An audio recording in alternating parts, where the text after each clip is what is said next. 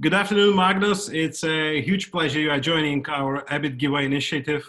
I do believe this initiative is going to help people to get more aware and make more bright decisions in the area that we are now, or in the situation that we are now. Thank you, Danius. It's a true pleasure. You come from one of the most dynamic and turbulent places on earth. I think for Lithuanians and Baltics, turbulence has been the new normal for a few decades. So I don't think it's a coincidence that you are interested in this idea of leading through uncertainty. And it's a pleasure and a privilege for me to join you. Thank you very much. So look, before we join into the presentation and into you sharing your ideas, so would you tell me how your life has changed due to this coronavirus these days? What do you see outside the window? Are people still there, or everybody is locked in their homes? What is happening? I'm, of course, based in Sweden, who runs a slightly different experiment compared with other many European nations. We're not in complete and full lockdown. There are people outside. There is some social distancing, but there is no military or police there to enforce it. People are becoming very kind and open and helpful to each other. I think we see that across lots of nations. I've gone from being somebody who travels a lot and attends events to, in essence, being relatively much at home and in my hometown, walking around, thinking, more time to read and participate in webinars, whether as a participant or somebody who does them. Maybe I'm quite naive. Sometimes I hope this too will pass. Sometimes I think, maybe this is what it's going to be like from now on. Who knows? It's interesting actually, because I think that this coronavirus, it came as a bad thing. But on the other hand, there are really good things. I mean, companies finding new ways and new ideas how to work together, how to cooperate together, how to create ideas together. Perhaps the only important thing is how do we keep those things in the post-corona world? And I think that's the question everybody says now. What don't we want to go back to? I mean, should we fly as much as we've done? And what do we want to keep? What learnings, what ideas? I mean, I think this was great said by Søren Kierkegaard, the Danish philosopher. Life can only be understood backwards, yet it must be lived forwards. And I think forward, these questions are very good that we ask ourselves now. Okay. Do you think this coronavirus will make us more humane, us as people? I don't want to jew and lie this thing, but I think it's too early to tell. I remember in the wake of the financial crisis of 2008, we said it's going to change everything. From now on, there will be less banks, less capitalism. People are not going to invest in so much money. It's going to be a post-capitalist world. And that really wasn't what happened. I hope, but I don't think that this will change a lot of things. Okay, so thank you very much once again for joining, and let's jump into leading through uncertainty. Leading through uncertainty. I have about 20 years experience of futurology. I've written 6 books on the subjects, of which I guess 2 or maybe 3 chapters are actually quite good. And I'd like to start this conversation with the following insight. NASA, astronomers, and many others have made this point clear. The fact that the majority of the universe is made up of things we cannot see or relate to, dark matter and the likes. Dark matter is interesting because you can only see it, so to speak, with the fact that other things start to behave weirdly around it. So it's sort of defined by what other things does around it. If you think about this, what this really means is that the vast majority of the universe, 5% of an infinite space, is an actual mystery. Furthermore, if we stay in the realm of physics and start to apply it to the realm of technology, we've only mastered one of the 4 fundamental forces of physics, electromagnetism. When we talk about technology today, it's all about electromagnetism. We haven't mastered the strong nuclear force or the weak nuclear force. We haven't even mastered gravity. Flying, if you put in a jet airplane, is just a kind of glorified sailing, but instead of sailing horizontally on water, you sail vertically through air. The only person who has, of course, mastered gravity is Matthew McConaughey's daughter, Murph, in the movie Interstellar. But they remain a little bit opaque as to how she actually did it. Technology today is a very limited endeavor. Just imagine what would happen if we could master one other of these four forces in the future.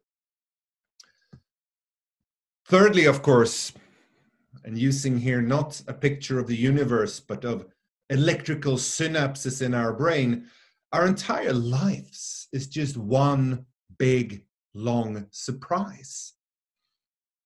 When I speak in universities or schools, I always ask my students, if you could have a binder of everything that's going to happen in your life in front of you, would you read it?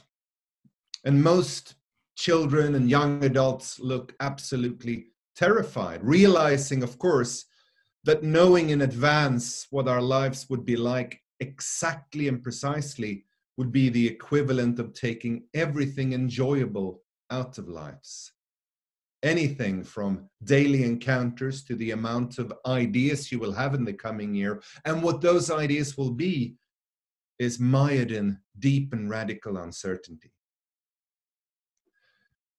Now, it's easy to think that humans don't like uncertainty. This is not true. Uncertainty is the norm of the world. The tranquil forest that I showed as my introduction slide isn't actually a picture of chaos in action, how things grow and why, and the amount of organisms, lives, motions, and powers at bay here is infinite. You are looking at a picture not of nature's tranquility, but of nature's deep chaos and uncertainty.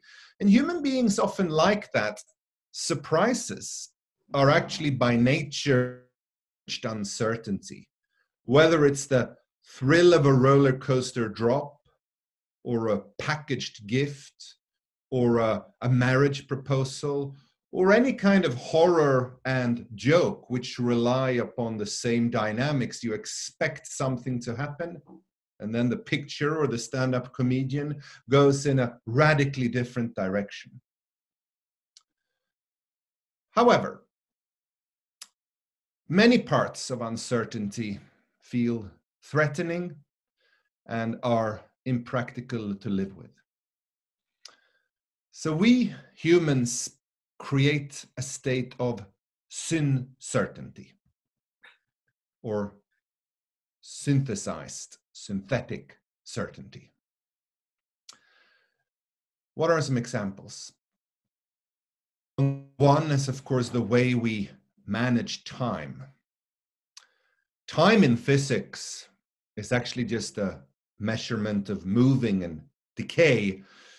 But for our lives, it's the tool with which we govern activities, from Monday morning meetings to Wednesday evening workouts, to annual birthdays, and of course the odd anniversary once a decade or a century, depending on whom you are and what you are.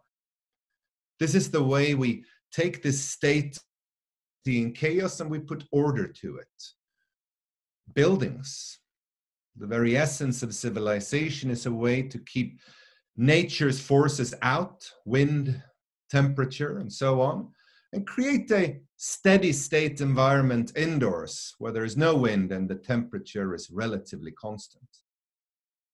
If you allow me to be a bit more philosophical, think about the way we divide our free and open earth into smaller boundaries, nations, municipalities.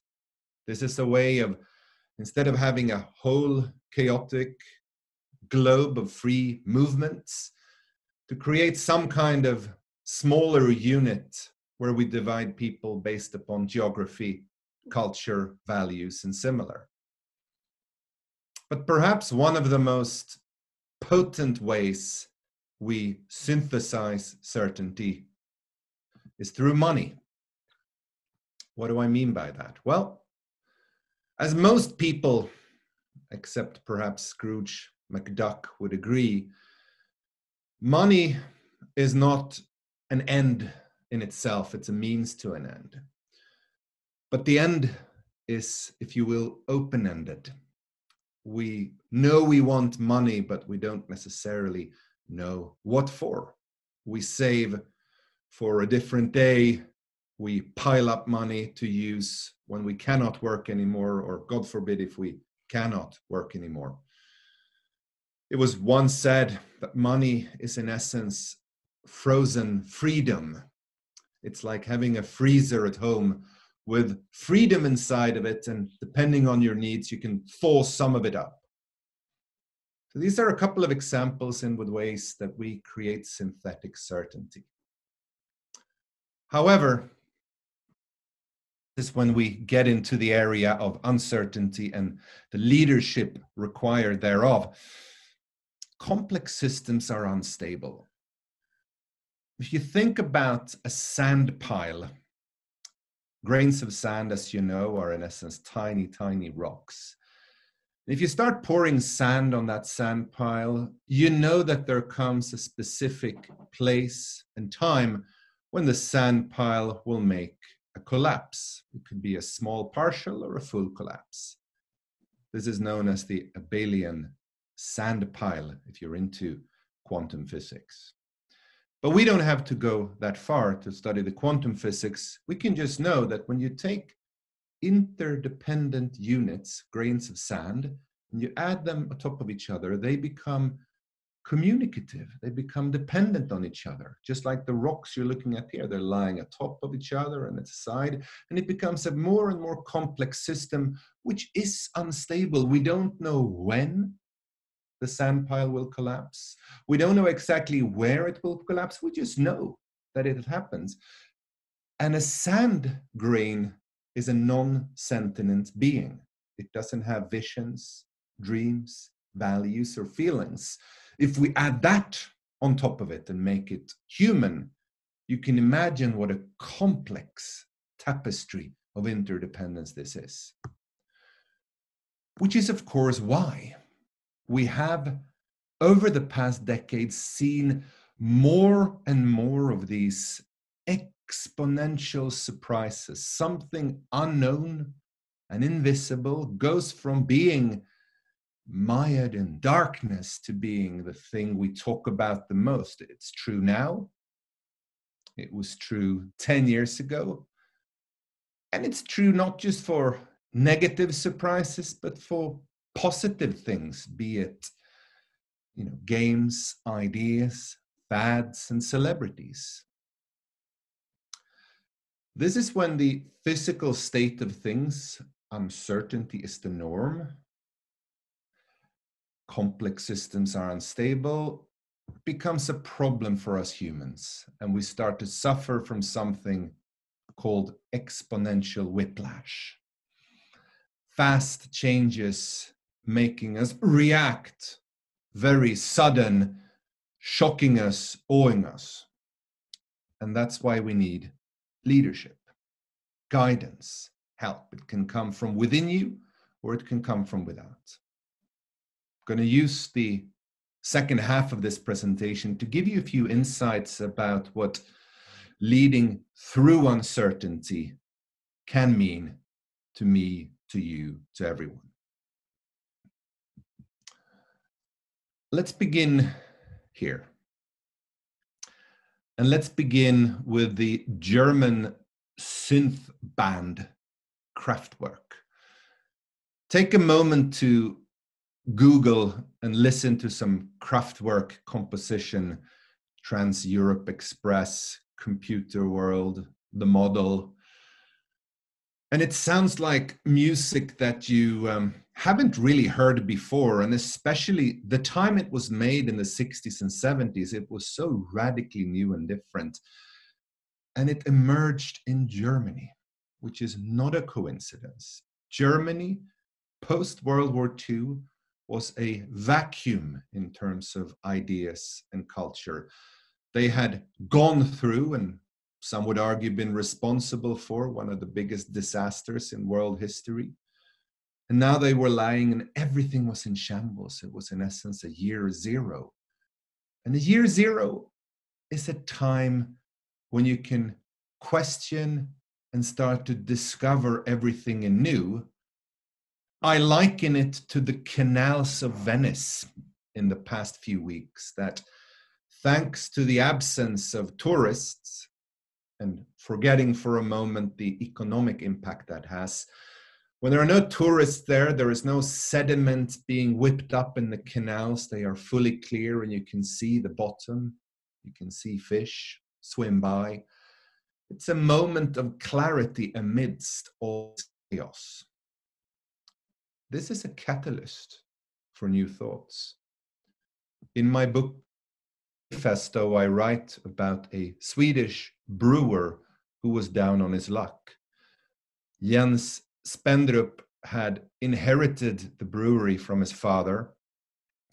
It was bankrupt, and he had also been saddled with all the debts, so he could neither run nor hide from this failure. It was chained to his foot. Because it was going bankrupt, he couldn't afford a very fancy vacation. He decided with his family to go to his parents-in-law's summer house in Sweden. And he had one remaining customer, restaurant owner, who turned 50 that summer. So on the way to the summer house, Jens Spendrup decided it's probably a good idea to show up at the 50th birthday party just to pay respect to his one remaining customer, and he does. And because he's in this state of failure, openness, curiosity, he hangs out for a little while at that party and finds himself in the early hours of the summer morning in a sauna with two people. One of them is an agent who's looking for a brewer in Sweden. A brewer can brew a German beer on a license. And Jens Spendrup asks him, "Why haven't you asked me?" And the agent says, "Well, I thought you were bankrupt." And Jens Spendrup says, "Give me a chance." The brewer doesn't so much give him a chance, but he invites the German brewery up to visit some breweries and make it a beauty contest. They visit Jens Spendrup and his brother's brewery outside of Stockholm.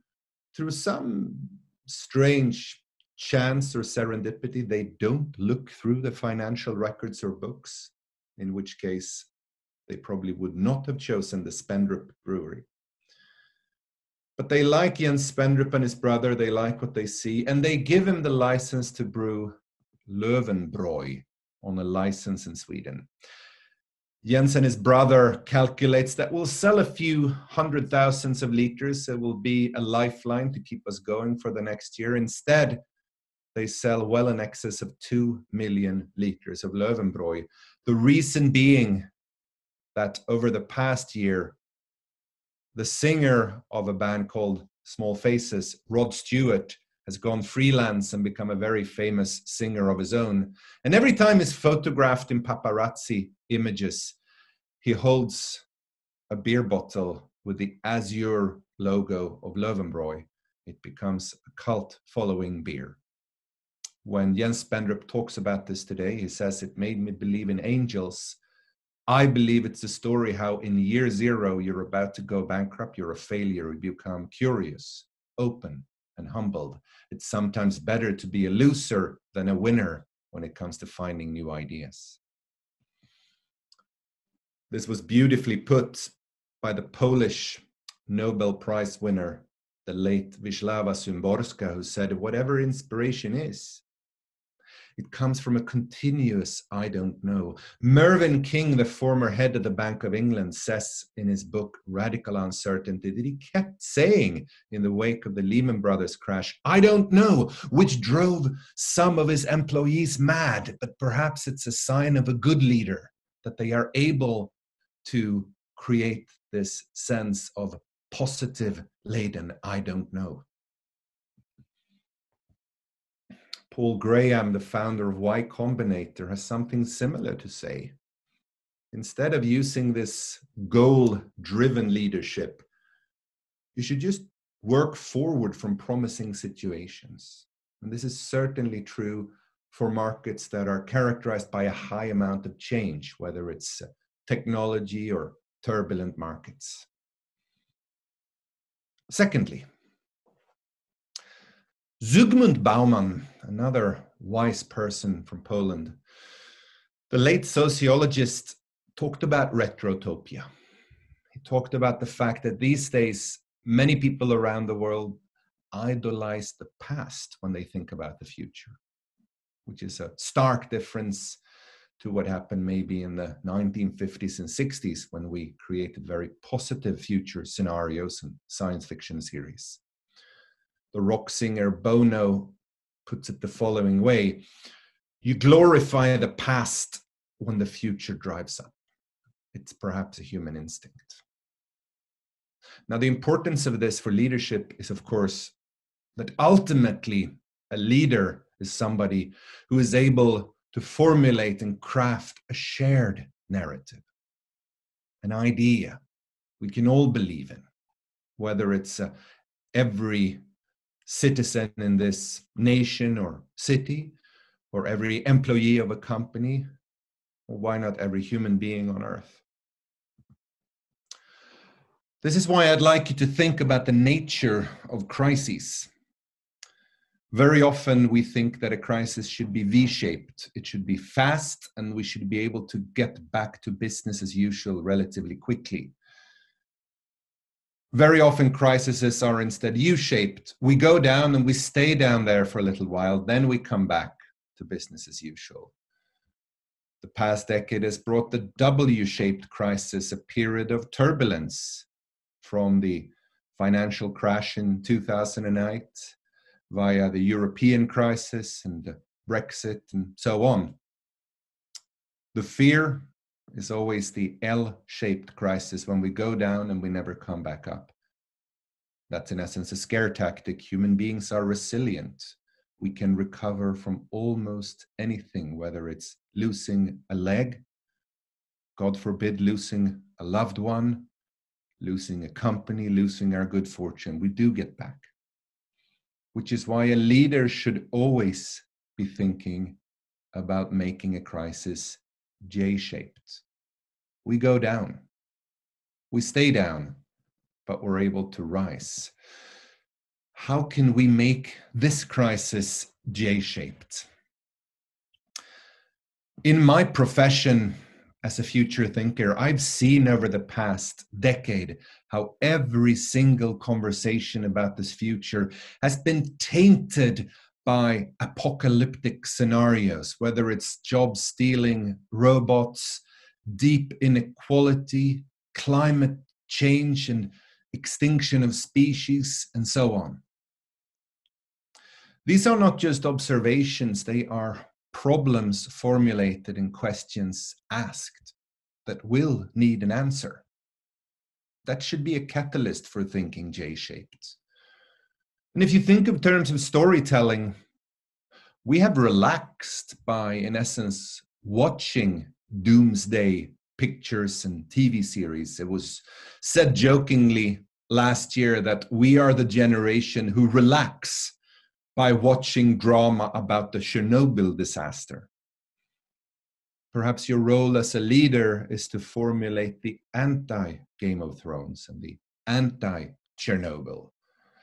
Joan McGreta, in her seminal book, What Management Is, says that business models are at heart stories. That explains how enterprises work. A story. A company is a story. It's storytelling. There is a protagonist, the client, the customer perhaps. Perhaps it's you as the founder. There is an antagonist, someone, something you need to overcome. There is a conflict that you need to resolve.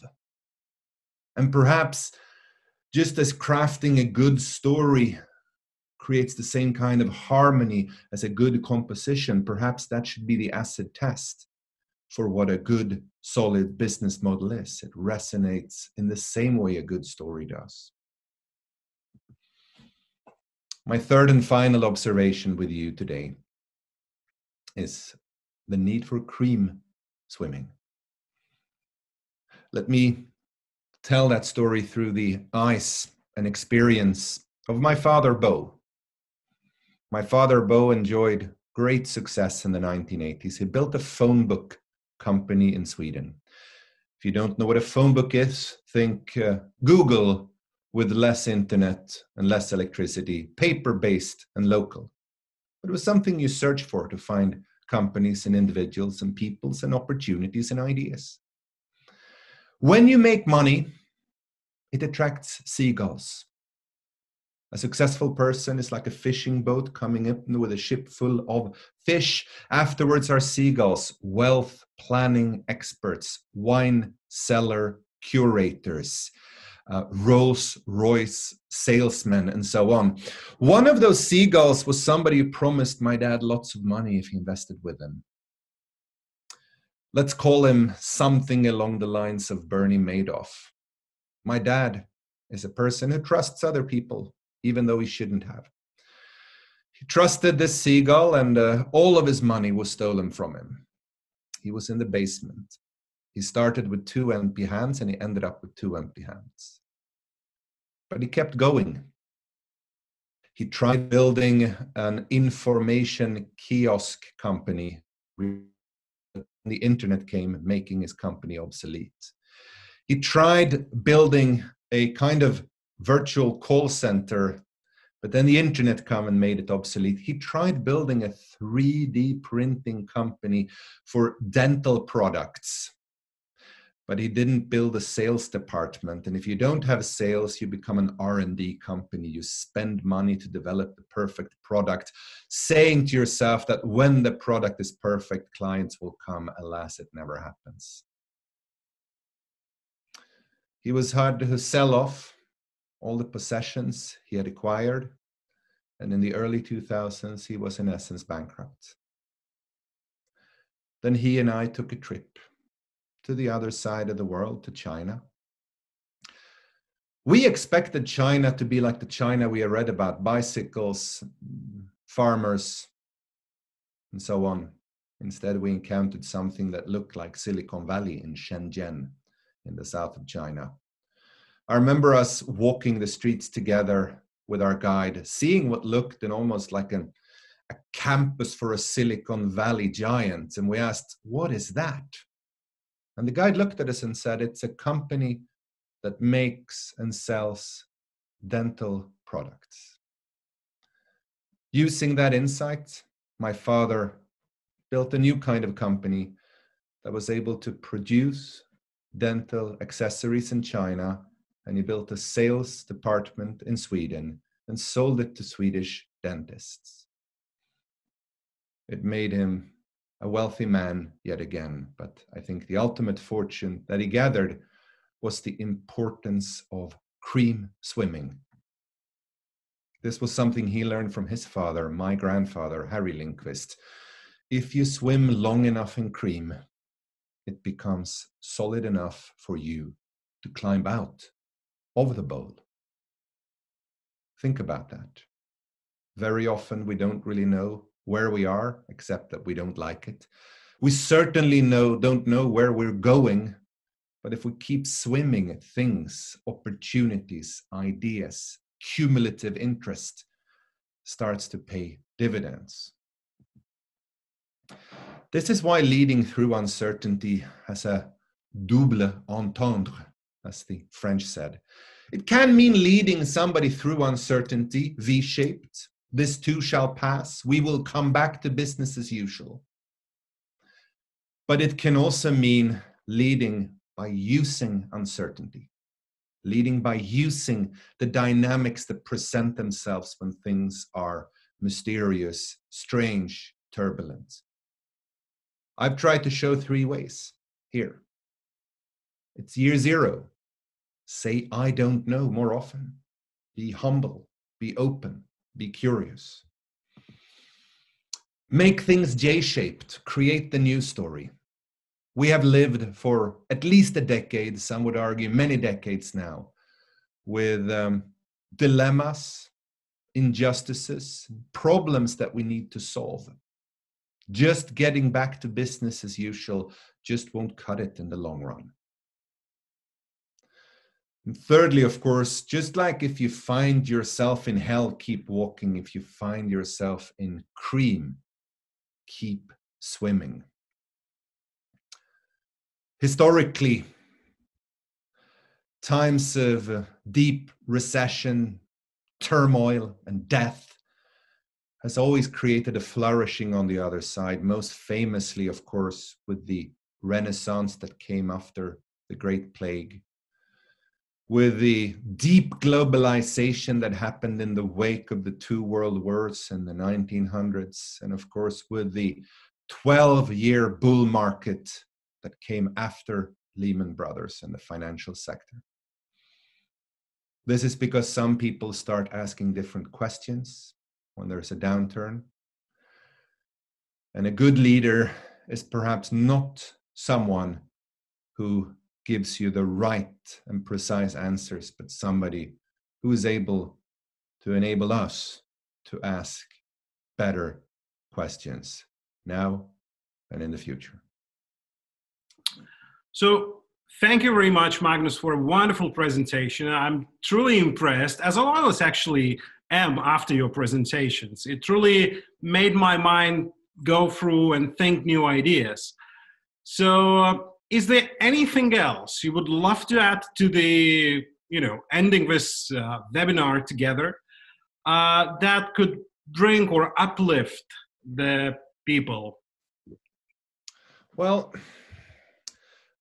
I want to stay away from cliches.